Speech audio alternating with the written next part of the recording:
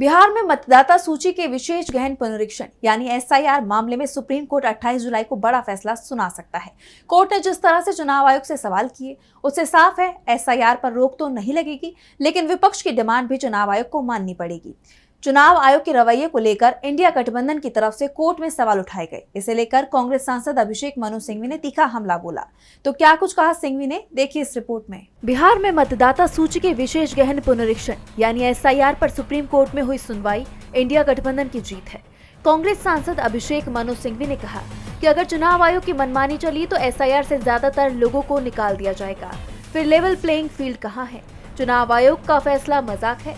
Supreme court ने भी कहा कि ये मसला महत्वपूर्ण है। 28 जुलाई को अगली सुनवाई है। हमारी सारी दलीलें खुली हैं। हमारी तरफ से जो दलीलें दी गई उसमें पहली बात तो ये कि हमने सुप्रीम कोर्ट से कहा कि एसआईआर को निरस्त करें।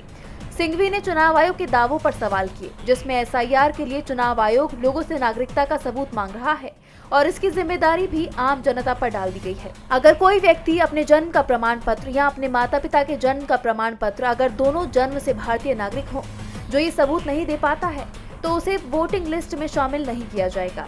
सबसे बड़ी बात ये कि कानून में बदलाव कर नहीं किया जा रहा, बल्कि प्रशासन के आदेश पर हो रहा है।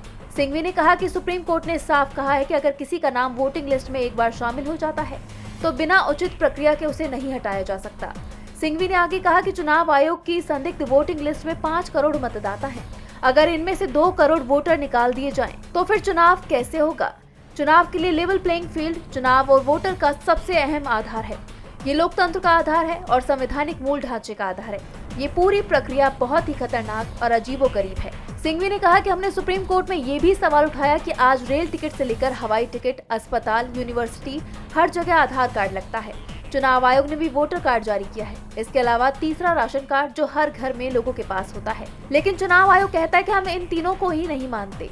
सिंघवी ने कहा कि 2003 में ये प्रक्रिया हुई थी। उसके बाद से बिहार में 10 चुनाव हो गए, 5 लोकसभा, 5 विधानसभा। इन चुनावों में चुनाव आयोग को कोई आपत्ति नहीं थी, तो इस बार क्यों है? दूसरा, जब 2003 में ये प्रक्रिया बिहार में हुई तो विधानसभा चुनाव 2 वर्ष दूर था और लोकसभा चुनाव 1 वर्ष दूर था। इस बार जब चुनाव में कुछ ही महीने बचे हैं, तब ये प्रक्रिया क्यों की गई?